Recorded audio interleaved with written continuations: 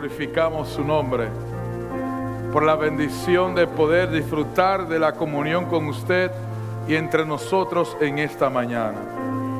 Padre, le pedimos su espíritu para cada persona, cada matrimonio, cada familia que está aquí esta mañana, para nosotros, y que podamos tener discernimiento de su palabra y poder para ponerla en práctica, y el amor para compartirlo usted con los demás.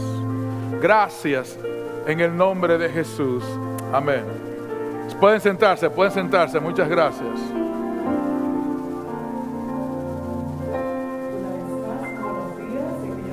Se están viendo por el Facebook y sus redes sociales. Muy bienvenidos también. Así es. Mi nombre es Mildred Amparo. Y el mío es Néstor Amparo. Venimos de la ciudad de Albany, Georgia. 3 horas de aquí. Estamos muy felices de estar con todos ustedes en esta mañana. Así es. No sé si ustedes se acuerdan cuando estaban creciendo, un cantito que se cantaba en el culto familiar. Con Jesús en la familia, qué hogar feliz, qué hogar feliz, qué hogar feliz. Con Jesús en la familia, qué hogar feliz, qué hogar feliz. Ok, amén, comenzó el piano ahora, vamos a hacerlo con el piano mejor, ¿cierto? No, ya, cuidado, o sea que yo no canto mucho. Con Jesús en la familia, qué hogar feliz, qué hogar feliz, qué hogar feliz. Con Jesús en la familia, qué hogar feliz, qué hogar feliz. Gloria a Dios. Y seguíamos mami, papi, decíamos todos los nombres de ellos, ¿cierto? De los integrantes de la familia. Pero en esta mañana queremos decir a todos ustedes que dejen entrar a Jesús a su familia. Amén. Los corazones que están henchidos del amor de Cristo no pueden separarse mucho. La religión es amor y el hogar cristiano es un lugar donde el amor reina y haya expresión en palabras, actos de bondad servicial y gentil cortesía. Se necesita la religión en el hogar. Únicamente ella puede impedir los graves males que con tanta frecuencia amargan la vida conyugal.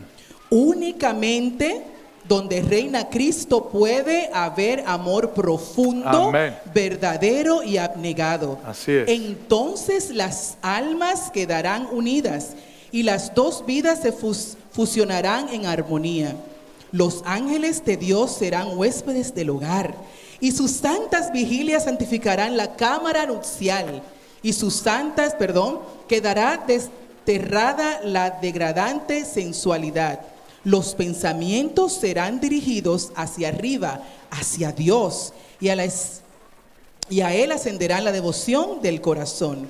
En toda familia donde Cristo more, se manifestará tierno interés y amor mutuo, no un amor espasmódico que se exprese solo en caricias, sino un amor profundo y permanente. Amén, gloria a Dios. Muchas gracias, mi amor. Inmediatamente vaya conmigo, donde comenzamos anoche y seguimos esta mañana. ¿Se acuerda el capítulo? Mateo, ¿qué? 19. Anoche hablamos de los principios bíblicos para el matrimonio, la familia. Hoy hablamos esta mañana de la importancia de la familia y el lugar de ella. Y hablamos de que Dios tiene como centro de operación, ¿qué lugar? La casa, la familia. Y enfatizamos, ¿verdad?, que aunque la iglesia tiene importancia, realmente donde Dios quiere morar es en nuestro corazón y en nuestro hogar. Y que la iglesia es reflejo o resultado de lo que la familia es, ¿sí o no? Y dijimos que la familia que forman la iglesia son los que establecen cómo es la iglesia. Y que si usted quiere conocer la familia de la iglesia, mire que la iglesia sabrá entonces las familias que la forman. Y hablamos de que ahora íbamos a hablar de cómo Dios quiso o quiere restaurar las familias. Y yo hice una declaración que es la que queremos demostrar y ver en la Biblia. Dios hizo el plan de salvación para restaurar matrimonios y familias. ¿Qué fue lo que dije? Tenemos la tendencia a pensar que es para quienes, para individuos únicamente, y que es para aquellos que no creen en la calle, y que nosotros como iglesia tenemos que salir a predicar, y eso está muy bien. Pero es importante que entendamos que lo que Dios busca es restaurar, ¿qué? El matrimonio y la familia. ¿Por qué? Aún la sociología lo enseña. La base de la sociedad, ¿cuál es? Y la base de la iglesia tiene que ser también. Así que la base del plan de salvación para restaurar la vida de cada individuo tiene que ser, ¿qué? La familia. Ahora, note, lo vamos a hacer en un contexto bíblico, ¿está bien? Antes de eso, quiero enfatizar otra vez que si hay alguien aquí que no está sentado con su familia, si la tiene, por favor siéntese. Si está con su esposo, sus hijos, siéntese con ellos. Le voy a hacer un paréntesis muy importante. Si hiciéramos una estadística de cuántas personas que trabajan en las iglesias mueren espiritualmente, el número sería alto. Y he visto la experiencia de cómo personas, después que la iglesia no le da labor que hacer, en ellas se mueren espiritualmente. ¿Por qué? Porque pierden el concepto claro de lo que es prioritario. Por ejemplo, si una persona no se sienta a escuchar la palabra de Dios en el culto, ¿cómo podría crecer? Y hay gente que se pasa para arriba y para abajo, aquí hacia allí, y a Dios no le escucha cuando Él habla. Y es un grave error, porque lo que usted hace en la iglesia no es más importante que la voz de Dios para su vida. ¿Usted cree eso? Entonces, por eso le pido, por favor, que de paso, alguien dice, pero que estamos ocupados. Después que el predicador comience, no importa quién predique, ya no hay más nada que hacer que escuchar a Dios. ¿Sí o no? ¿Qué más se va a hacer? Si todo lo que se hizo fue para preparar este momento. Si ya el predicador subió a predicar, no hay que estar corriendo ni para arriba ni para abajo, hay que estar sentado escuchando a Dios. ¿Usted cree eso? Si no lo hace, créamelo, le va a traer consecuencias. ¿A qué venimos? Hay gente que le pone más atención a las cosas de Dios que al Dios de esas cosas en la iglesia. Y va a morir espiritualmente si no se concentra en Dios, solo Dios. ¿Está bien? Ok, entonces con eso en mente vamos a Mateo 19, por favor. ¿Qué texto?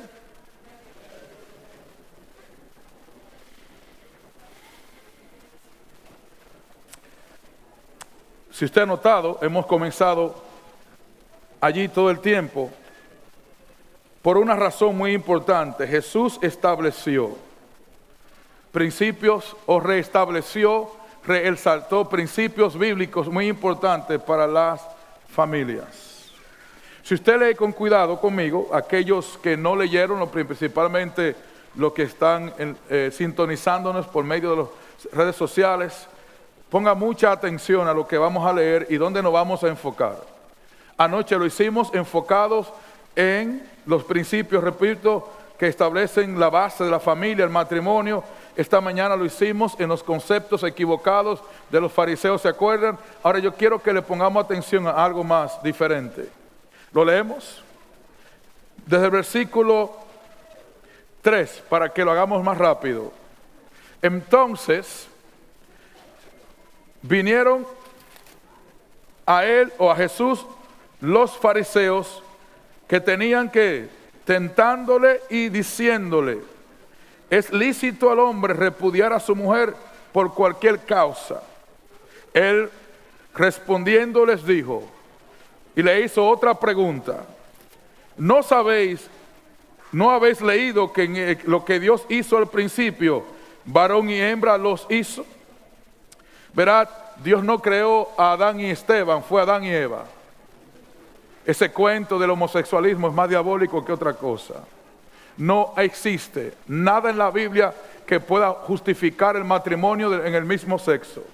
No existe. Aunque hay iglesias y personas que están confundidas, tengo que hacer esa aclaración, tengo que decirlo, y me gustaría que un día ustedes lo estudien con más profundidad. El enemigo que ha traído en su trastorno de la familia la idea de que una persona en el mismo sexo se puede casar. No es de Dios. Eso lo creó el enemigo, creyendo distorsionar lo más importante que Dios creó, ¿verdad? Que es que la familia no es de Dios. No hay justificación bíblica para el casamiento del mismo sexo. Por eso aquí Dios lo establece muy claro. La iglesia cristiana de hoy, por no entender lo que es amor realmente y no entender el problema, está confundiendo la gimnasia con la magnesia, pero no, terminan igual, pero no se parecen.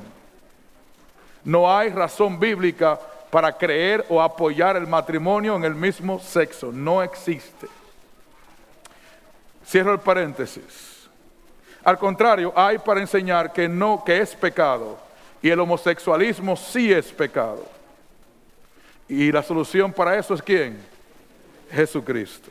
Ahora noten, dice el texto, además de que en el principio los creó varón y hembra, ¿qué más dice el texto? Por esto el hombre dejará que a padre y a madre y se unirá a su mujer y los dos serán una sola carne. Así que no son ya más dos, sino una sola carne. Por tanto, lo que Dios juntó, no lo separe que el hombre. Le dijeron, ¿por qué pues mandó Moisés a dar carta de divorcio? ¿Verdad? Y que se pueda repudiar a su esposa. Jesús le dijo, ¿qué? ¿Por qué? Por la dureza de vuestro corazón, Moisés os permitió repudiar a vuestras mujeres. Mas al principio, ¿qué dice? Y yo os digo, ¿sí o no? Yo os digo que cualquiera que repudia a su mujer, salvo por causa de fornicación y se casa con otra, ¿qué dice? Adultera, y el que se casa con la repudiada, adultera. Yo quiero que note algo muy interesante y donde quiero que nos enfoquemos. Le hago una pregunta. Ustedes ven aquí una división entre dos grupos. ¿Lo ven? ¿Sí o no? Le ayudo. Lo que Jesús estableció, y Jesús, ¿sí o no? ¿Contra quién? Contra la idea distorsionada de los fariseos. Pero Jesús se fue más lejos que eso. Y Jesús entonces hizo algo muy interesante. Y dividió a ambos grupos entre fieles e infieles. No solo la palabra fiel, pero dijo que el que se casa, repudia a su mujer, se casa con otra, ¿qué es? Adúltero. Y yo quiero que note entonces ahora algo muy importante. Jesús presenta el problema y la solución en el texto. ¿Cuál es el problema? ¿Por qué Moisés le dijo a ellos que podían dar carta de divorcio? Porque había un problema ¿dónde? En su corazón. Y ese concepto de dureza de corazón era lo que le hacía que lo llevaba a ser infieles y a violar la palabra de Dios y creer que podrían repudiar a su esposa por cualquier cosa. Y Jesús lo enseñó aquí, quiero enfatizar lo que lo dijimos el viernes, es pecado repudiar a su marido, a su mujer o a su marido por cualquier cosa. Esa palabra cualquiera es la que tiene que ponerle atención, ¿sí o no? Usted no se puede levantar hoy porque su esposa no se peinó ni se maquilló, se ve más fea que anoche, ya usted la puede votar por eso. Es solamente algo, ¿verdad? Un paréntesis. Pero escuche bien ahora. El punto que yo quiero enfatizar es que aquí hay un problema. ¿Cuál es el problema? Le pregunto. ¿Por qué los fariseos tenían duro su corazón? ¿Cuál es el problema? Les pregunto, ¿cuál es el problema realmente que tenemos hoy? La mayoría de gente diría que pecado, ¿sí o no? Pero en el texto eso no fue lo que Jesús dijo. Pastor, ¿cómo así? Lo leemos otra vez. En el problema, cuando habla del problema de que Moisés le dio la carta de divorcio, ¿qué le dijo Jesús a ellos? Versículo 9. ¿Cómo comienza el texto? Y yo os digo. Y Jesús se está poniendo como que autoridad por encima de ¿quién? De Moisés. Y lo que ellos creían como excusa para hacer lo que ellos querían. Y Jesús le está diciendo a ellos que la solución está en ¿qué? En lo que él que le estaba diciendo. En otras palabras, la solución estaba en ¿quién? Según el texto. En seguir a ¿quién? A Jesús y lo que él decía. Ahora, eso es importante. ¿Por qué? Porque la mayoría de gente no entiende la solución porque no entiende el problema. Les pregunto, ¿cuál es el problema del ser humano que se manifiesta en casa? La mayoría de gente, repito, diría ¿cuál es? Pecado. Pero el pecado es resultado del problema. ¿Qué es pecado? Todo lo que usted llama problema en casa, discusiones, pleitos, adulterio, infidelidad, mentira, todo lo que usted pueda calcular son resultados del problema. La Biblia enseña que el problema que comenzó en casa, ¿dónde comenzó? Por eso Jesús llevó a ellos al principio. Note algo muy interesante, cuando usted lee la Biblia en el capítulo 2 y 3 de Génesis se va a dar cuenta que comenzamos a pensar mal y tener un pensamiento distorsionado de Dios y por eso es que tenemos que centrarnos en Él. Escuche, la mayoría de gente piensa que el pecado entró ¿dónde? En el mundo y que entró en un hombre. La Biblia enseña que entró en una familia. Escuche. La Biblia enseña que el pecado entró por primera vez en el ser humano en un matrimonio. ¿O no enseña eso? ¿O no estaban casados Adán y Eva cuando pecaron? Sí, porque eso es importante. Porque el problema no es simplemente individual, es que, es cómo. ¿Comienza dónde? En casa. El pecado entró en un matrimonio y afectó una familia primero que a toda la sociedad. ¿Usted entiende eso? A tal punto que cuando usted lee con cuidado, la Biblia enseña que Adán y Eva, si usted lee el Espíritu de Profecía, Patriarcas y Profetas, va a ver que Adán nunca fue feliz. ¿Por qué? Porque él entendía que el problema que tenía en su casa, de que hasta el hijo mayor mató al menor, fue por el pecado que él introdujo a su casa. Ah, cuidado, mi querido amigo. Déjeme decirle algo, aunque yo sé que a algunos no les gusta escucharlo. 50% del problema de nuestros hijos son nuestros. Y el pecado que hemos permitido que entre a nuestra casa. Y ellos lo han aprendido y vivido.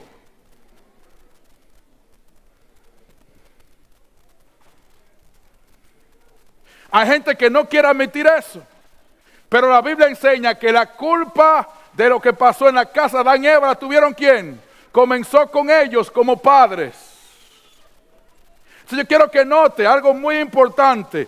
El problema era que hacía que se separaron de ¿quién? De Dios, y Dios no estaba en casa. Y aun cuando se entregaron a Dios, que Dios les dio la solución, que la vamos a ver, ellos creyeron que, les pregunto, ¿todo el mundo en casa estaba en Dios? No. ¿Quién no estaba en Dios en casa? Caín.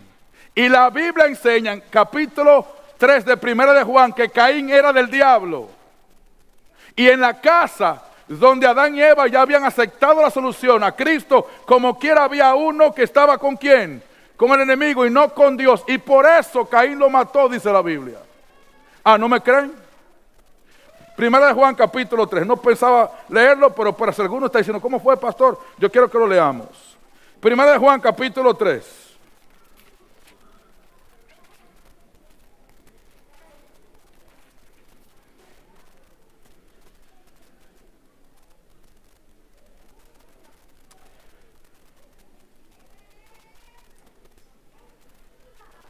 Capítulo Juan, ¿qué? Versículo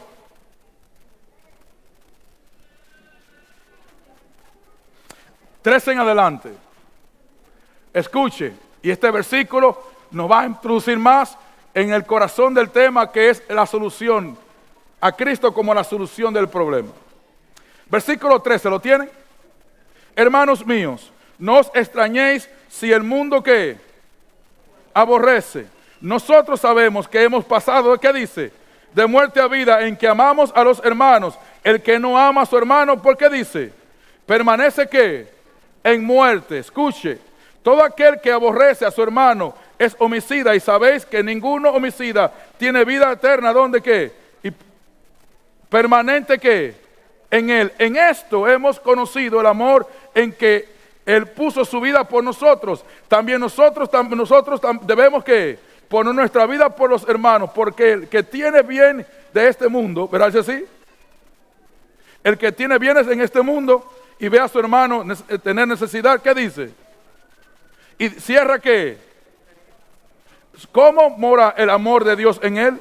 Y esto es mío, no amemos de qué, de palabras, sino que. Y en esto conocemos que somos qué. Y aseguramos nuestro qué. Pues si nuestro corazón no reprende, mayor que nuestro corazón es ¿quién? Amados, si nuestro corazón no nos reprende, ¿qué dice? ¿Qué dice? ¿Por qué dice eso el texto? ¿Está listo? Versículo, ahora el contexto, versículo 7. ¿Lo tiene? Mismo capítulo. Hijito, nadie os engañe. El que hace justicia, ¿qué es? Como él es justo. El que practica el pecado, ¿de quién es? ¿De quién es? Porque el diablo peca del principio. Para esto apareció el Hijo de Dios. ¿Para qué dice? Todo aquel que es nacido de Dios no peca, no comete pecado, porque la simiente de Dios permanece ¿dónde? Y no puede pecar porque Dios está como. ¿Qué está diciendo el texto? Que si Dios está en el corazón, ¿se arregla el problema? ¿Qué está diciendo el texto? ¿Cuál es el problema? Que Dios no está en nuestra vida. Y por eso surgen ¿qué? Los problemas en la familia, en la casa, en el matrimonio. Porque falta ¿quién? Dios. Léalo ahora conmigo. Versículo 10. En esto se manifiestan los hijos de Dios. ¿Y los hijos de quién? Todo aquel que no hace justicia y que no ama a su hermano, ¿no es de quién? Porque este es el mensaje que habéis oído desde el principio, que nos amemos, ¿qué dice? Y note ahora, no como Caín, que era de quién, y mató a su hermano. ¿Y por qué causa lo mató? Porque sus obras eran malas y la de su hermano, ¿qué? ¿Está claro ese punto? Y en Adán y Eva, en la casa, había uno que no era de Dios. ¿Y qué desastre causó? A tal punto que mató ¿a quién? Yo no me quisiera imaginar la vida de Adán y Eva después de eso. Y mucho más cuando entendieron que parte de la culpa lo tenían ellos por haberse alejado de Dios. Por eso es que Dios entonces dio el evangelio para arreglar el problema. ¿Cuál fue el problema? Les repito otra vez, no Dios en casa. ¿Cuál fue el problema? No Dios en casa. Lo que peleamos, lo que llamamos problema, realmente no es el problema. El que Caín matara a Abel realmente no era el problema, ese era síntoma del problema. ¿Por qué Caín mató a Abel? Porque le faltaba ¿quién? Dios. ¿Y estaba quién? Yo sé que la gente tiene miedo de hablar del problema, porque no quiere reconocer que el problema es una moneda de dos caras. No solamente que no está Dios, sino que está su enemigo. Con eso en mente entonces, yo quiero que vaya conmigo a Efesios capítulo 2. ¿Qué texto? Escuchen con mayor énfasis el problema y la solución. Si usted lee Génesis 3 con cuidado, va a encontrar que la solución la dio Dios en el versículo 15. ¿Cuál fue? Vendría la simiente a eliminar ¿a quién? Al enemigo que estaba ¿dónde? El problema que tenemos nosotros es, valga redundancia, que siempre pensamos en eso en cuanto a otros individuos y lo hacemos como que colectivo cuando tiene que ver con casa. El problema que tenemos por no estar centrado en Dios y lo que Él ve y cómo lo ve, nosotros hablamos del evangelio fuera de casa, en la iglesia, con otra gente, y damos estudio bíblico y predicamos hablando de qué, de buscar individuos, pero no lo hacemos en el contexto familiar. Y va a ver que la solución fue provista para la familia y el matrimonio, no simplemente para personas individuales. El blanco de Dios fue arreglar su matrimonio y su familia, no simplemente a usted. Porque lo que le pasa a usted, le pasa también a quién. Y en el contexto de Génesis lo vemos muy claro. El concepto de una sola carne es muy básico, porque todo lo bueno que le pasa a uno, lo pasa al otro. Y todo lo malo que le pasa al otro, le pasa a quién, a uno. Y todo el mundo es afectado en casa por lo bueno o lo malo. Así que cuando le falta Dios a alguien en casa, la familia entera es afectada por esa persona. Por eso aprovecho, si hay alguien aquí que está casado con alguien que no es de la iglesia, la Biblia le manda a usted a que refleje el carácter de Cristo con él o con ella. Deje de estar peleando, discutiendo que su esposo o su esposa no ve a Cristo allí.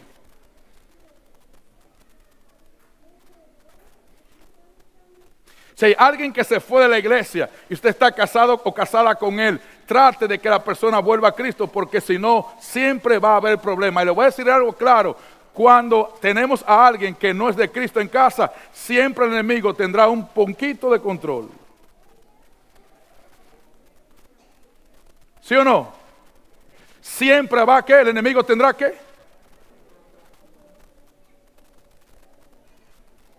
¿Por qué? Porque la gente, y aquí es que la gente se tranca, el que no entiende el problema no puede entender lo que le he dicho. Y hay gente que no lo acepta, porque yo no soy malo. Si usted no tiene a Cristo, usted lo es.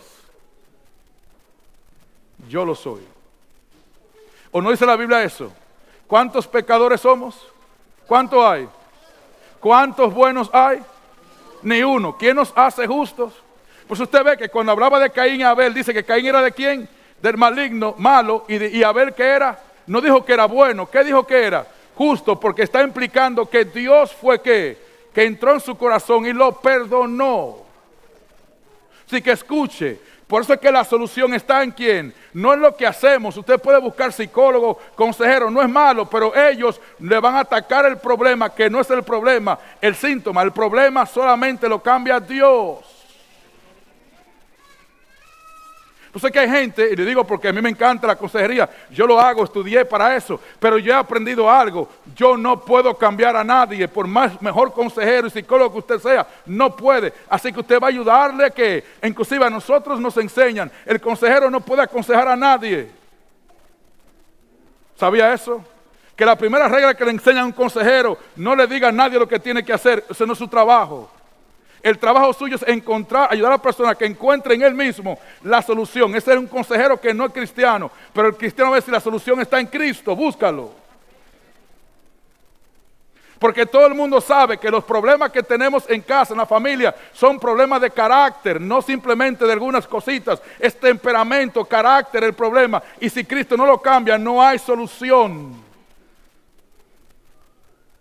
Por eso es que Dios dijo: el plan de salvación es para restaurar familia, hogar, matrimonio. Porque cuando el matrimonio está bien, todo va en cadena. Hay mujeres que se descuidan con su marido. Tengo que atender a mis hijos. Y la gente no sabe que mientras mejor se lleve como matrimonio, es la mejor cosa que usted puede hacer para sus hijos.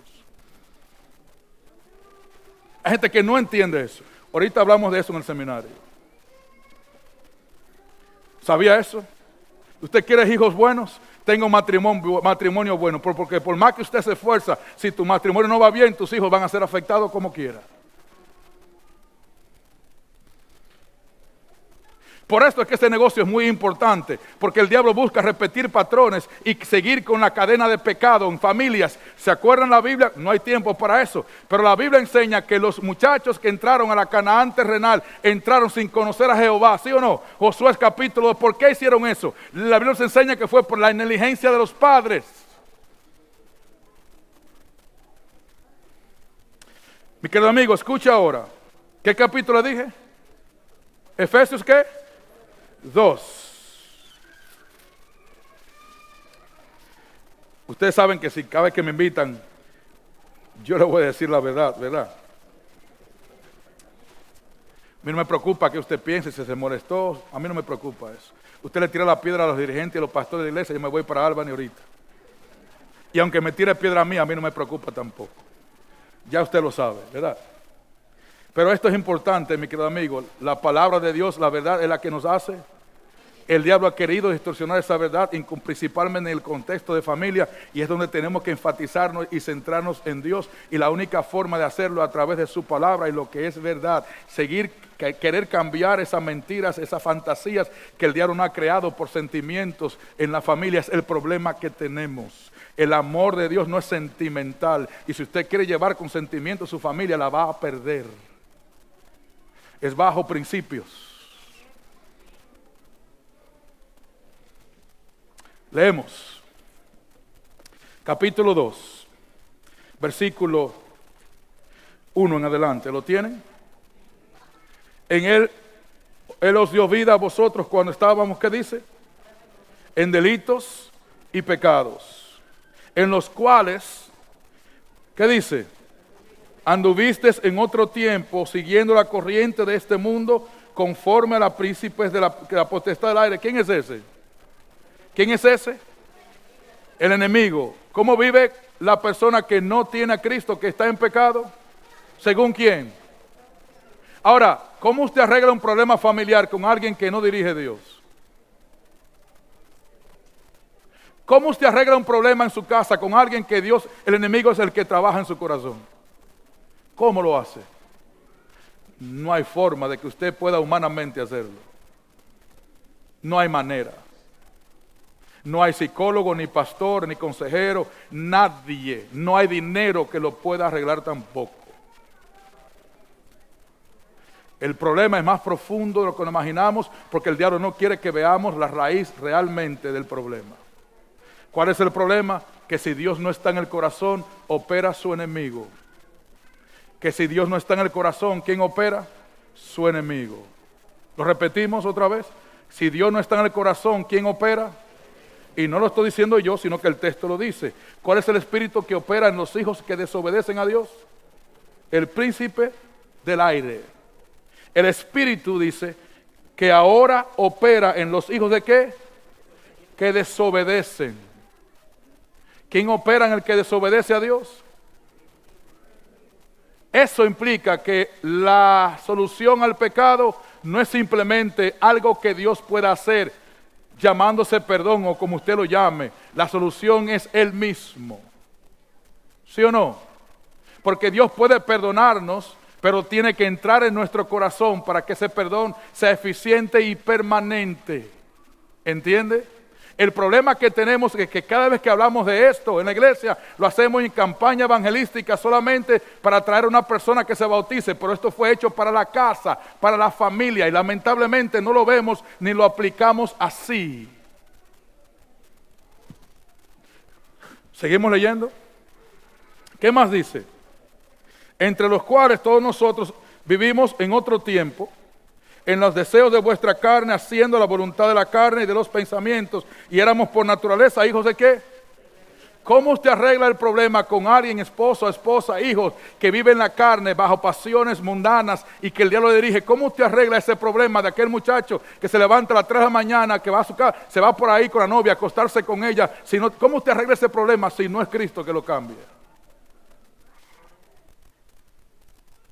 ¿Cómo usted arregla el problema de alguien que tiene bajas pasiones, de un esposo que ve pornografía, de una mujer que se va con otro hombre? ¿Cómo usted arregla ese problema? ¿Usted cree que habrá psicólogos que lo arreglen? No, es solamente Dios.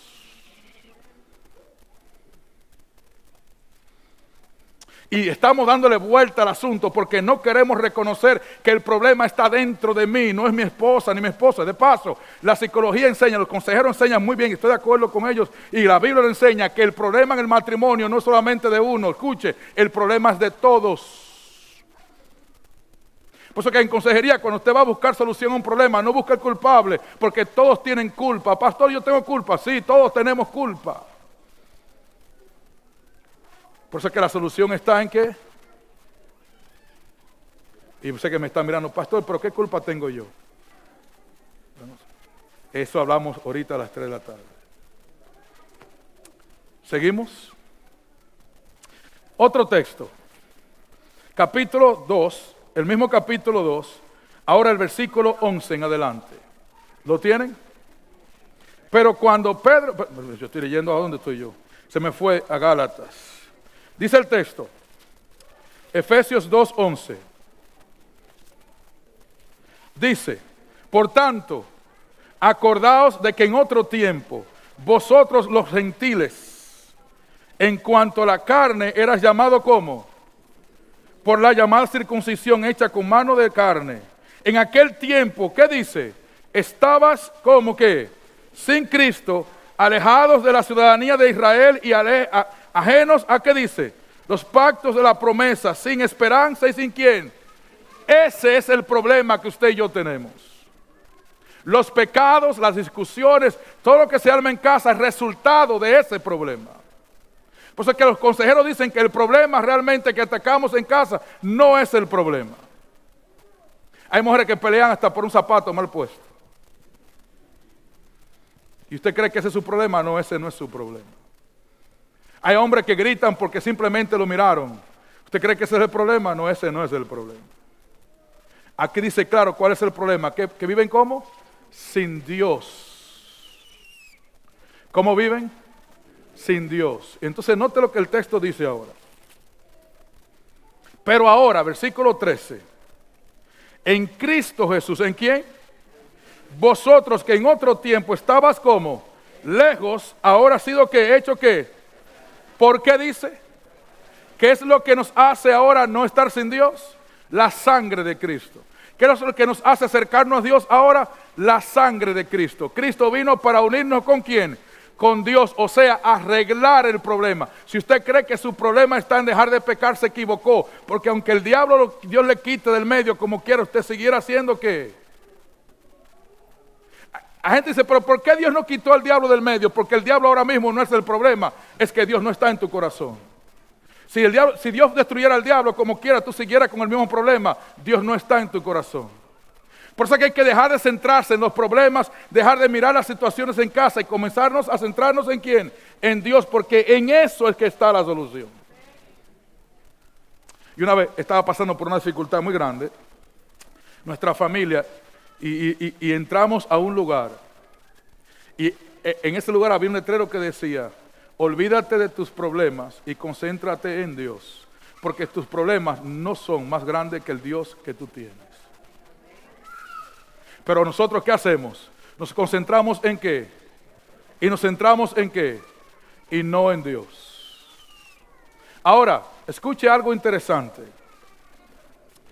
El texto sigue diciendo, versículo 13, lo leímos ya, ¿verdad? 14. Porque Él es nuestra paz, que de ambos, ¿qué dice? Hizo uno, derribando la pared intermedio de separación. Y entonces dice, aboliendo en su carne la enemistad de la ley de los mandamientos, expresado en ¿qué dice? Para crear en sí mismo de los dos un solo nuevo hombre, haciendo ¿qué dice? La paz ¿con quién? Con Dios. ¿Sabe usted que automáticamente su vida reconciliada con Dios y usted entra en paz con Dios, estará en paz con su esposo o su esposa, con sus hijos y todos los demás? Que no hay manera de que un hogar se una y esté en paz si no está en Dios y Dios le da esa paz con él. Escuche, por si acaso se me va el tiempo, la solución de nuestra vida, de nuestro hogar, de nuestra familia, matrimonio, está en una persona, en esa relación personal con Dios, porque cuando Él te agarre Cristo y te una con Dios, tus problemas comenzarán a tener solución. Y no significa que se van a terminar, significa que tú lo vas a recibir diferente. Tu temperamento, tu carácter va a reaccionar diferente. Tu situación va a cambiar porque tú lo vas a ver diferente. Ya lo tienes que con esperanza y vas a ver solución en Dios que te da un carácter, un temperamento con tanta fuerza que podremos repetir como Pablo, ya yo estoy contento, cualquier sea mi situación, porque yo he aprendido a estar como...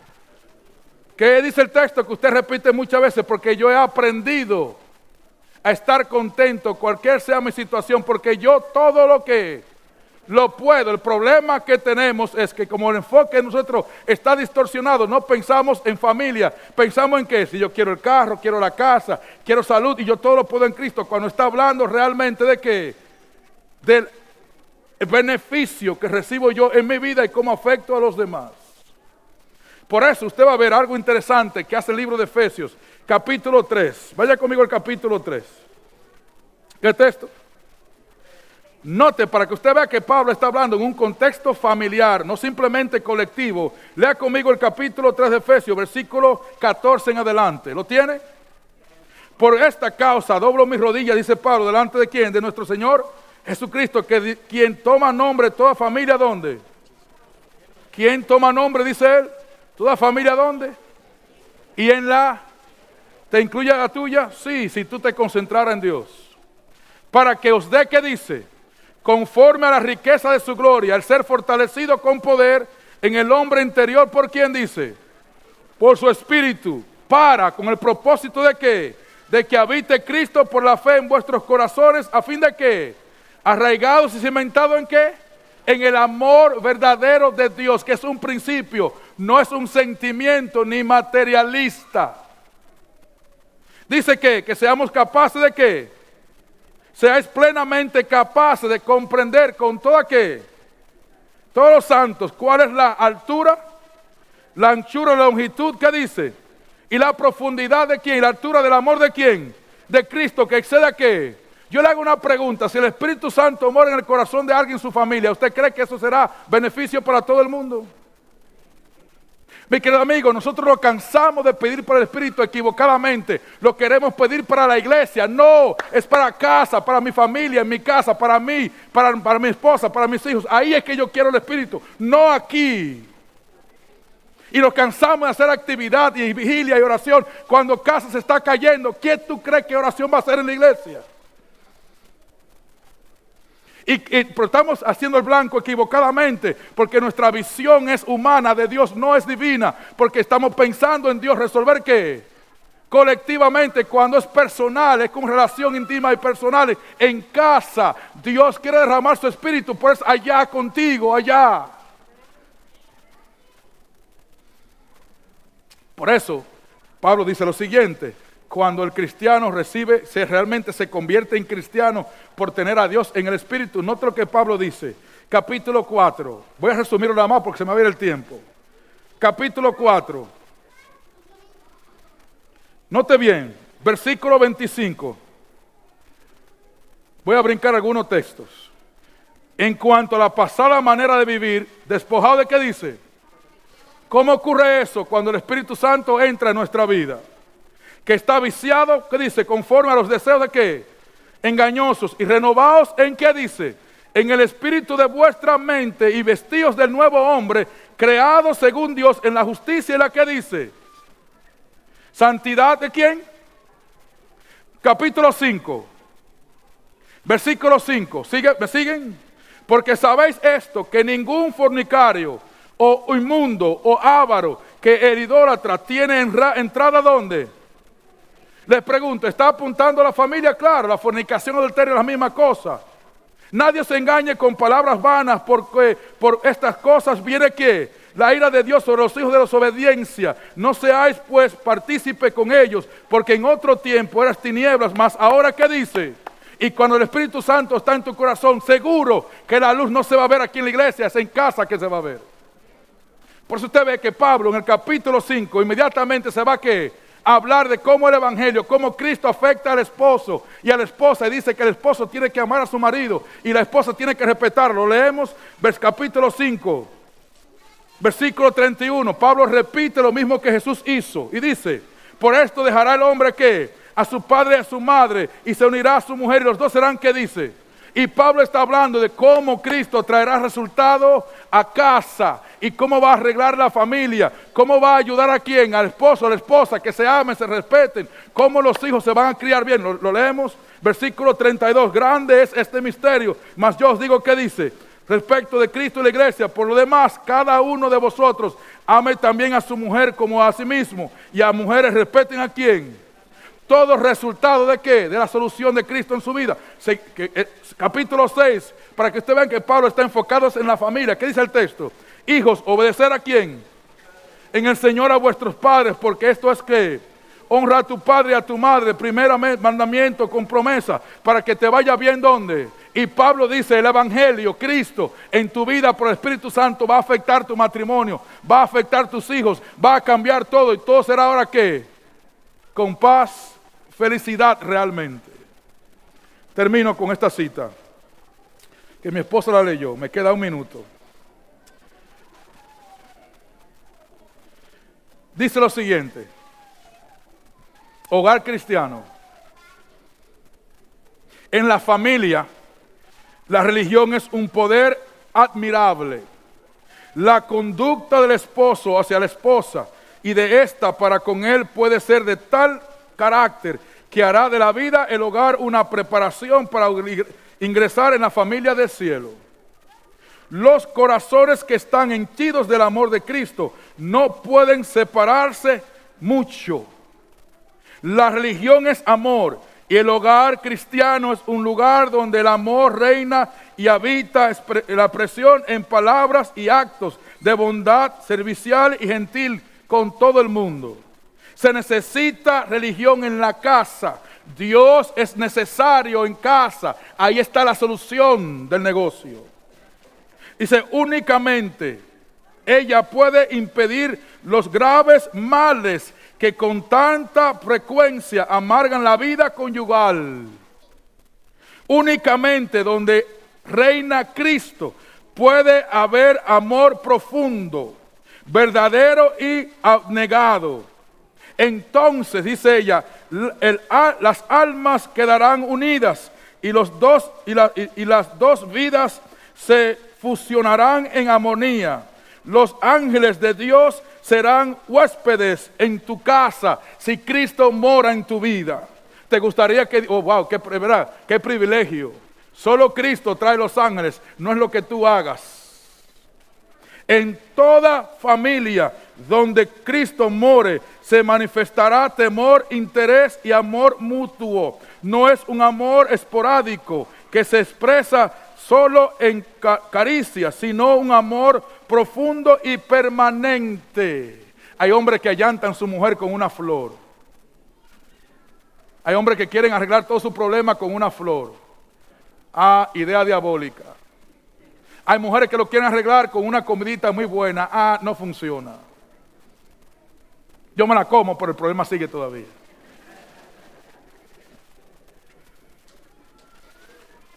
Escuchen, el evangelio se hizo para restaurar matrimonios y familia. Cristo es la solución, no simplemente para el mundo, porque Dios sabe que para arreglar el mundo tiene que comenzar ¿con quién? Con tu casa y con la mía. Cristo sabe que la solución para la iglesia es Él, pero para arreglar la iglesia tiene que entrar ¿por dónde? Por mi casa, porque cuando yo llegue a la iglesia con Cristo será una influencia para los demás. La iglesia es el centro de operación de Dios y el evangelio se hizo para restaurarlo. ¿Es correcto eso? No, se equivoqué, yo le hice de maldad. No fue lo que yo dije. ¿Qué fue lo que yo dije? Que el hogar es el centro de operación de Dios y con el hogar revela su carácter al mundo. No hay nada más efectivo para predicar el evangelio con poder que una familia bien ordenada y formada bajo el poder del Espíritu Santo. La iglesia no lo puede superar. Concéntrese en saber que el evangelio vino para restaurarle su casa, no simplemente al mundo. ¿Entiende eso? Por eso es que tenemos que enfocarnos en Dios y el punto de vista correcto de cómo lo vemos. Dios se interesa por mí en mi casa, personalmente, y el evangelio se hizo. Inclusive Dios creó la ley para restaurar y establecer familia y mantenerlos unidos. Mire cuántos mandamientos tiene la ley que tienen que ver con el hogar. Son 5 de 10. ¿Casualidad? No.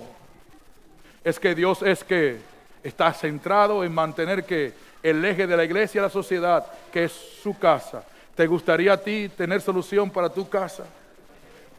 Es solamente una persona. ¿Es quién? Jesucristo. Entonces yo te quiero invitar para terminar a que si tú tienes que entregar tu vida a Cristo en esta tarde, tú lo hagas. Si tú quieres beneficio para tu casa y tus hijos, tú necesitas entregarte a Cristo. Y que Cristo te use para llevarlo a ellos, a Él, si no lo están. Si hay alguien aquí que tiene que volver a Cristo, no hay momento más adecuado que hacerlo ahora, porque ahora es que la familia está más amenazada por el diablo. Él sabe que si la familia se destruye, la gente no estará lista para esperar a Cristo venir. No nos matemos aquí, esforcémonos por llevar a Cristo ¿dónde?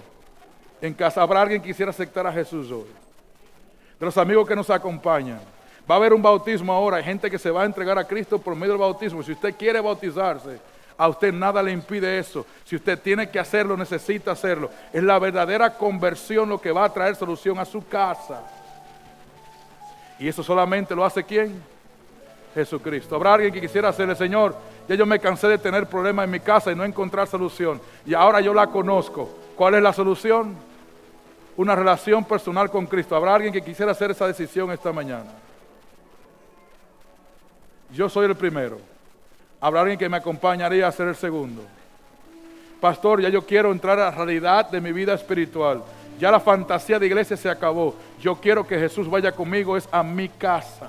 Habrá alguien que quisiera hacer esa decisión. No se vaya de aquí sin Cristo. Váyase con Cristo y llévelo ¿dónde? Porque allí es que Él quiere estar con usted. ¿Habrá alguien que quisiera hacer esa decisión? Venga, hermana, yo quiero orar con usted. ¿Habrá alguien más? Vengan.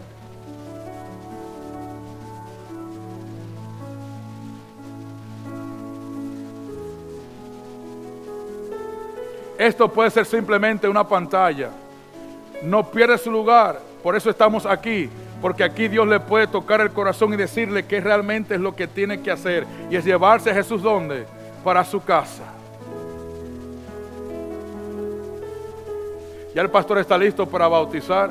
Gloria a Dios por eso, ¿sí o no? Pero usted tiene que también celebrar su entrega a Dios.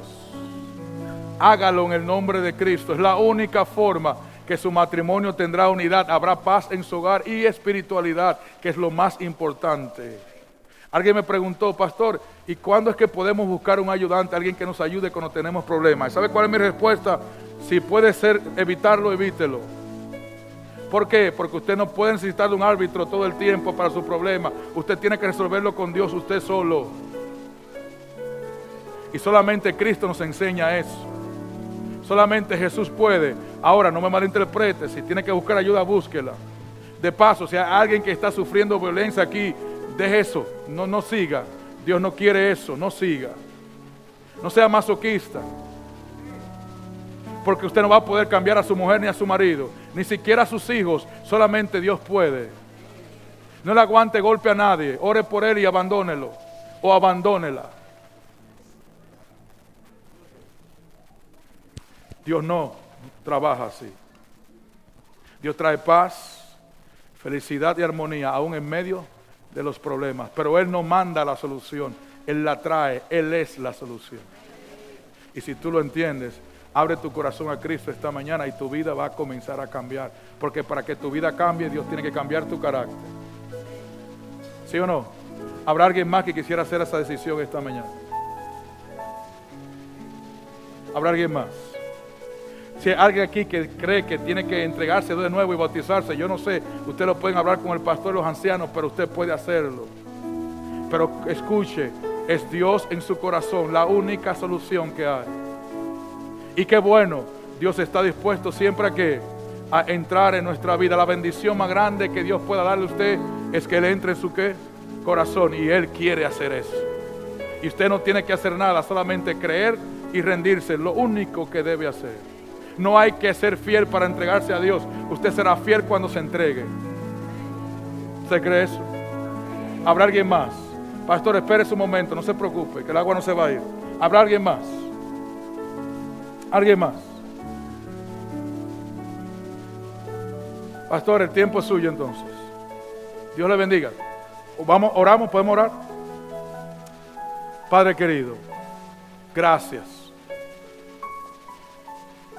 Cuando nosotros estudiamos su palabra y oímos su voz, no hay manera de no agradecerle.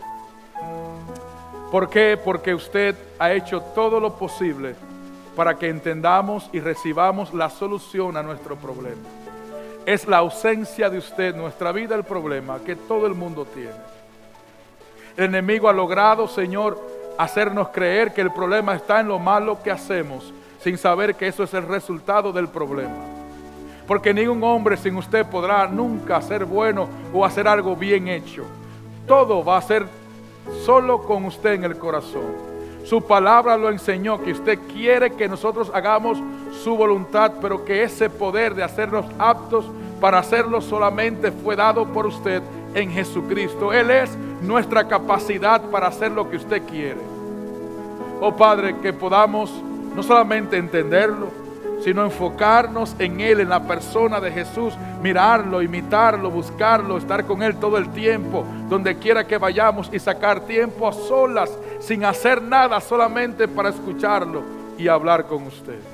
Ayúdenos a entender, Padre, que este negocio de iglesia tiene que ser un resultado de esa comunión personal con usted. Que yo sienta, que yo me cierre en mi casa, Señor, y me siente en cualquier lugar, solamente a escuchar su voz a través de su palabra y rendirme a su voluntad y pedirle poder, que su Espíritu entre en mi vida sin tener que hacer más nada, solo creer y rendirme. Padre, enséñenos a quitarnos esa mentalidad de el sentimiento y depender de ellos, o de nuestras obras y depender de ellas.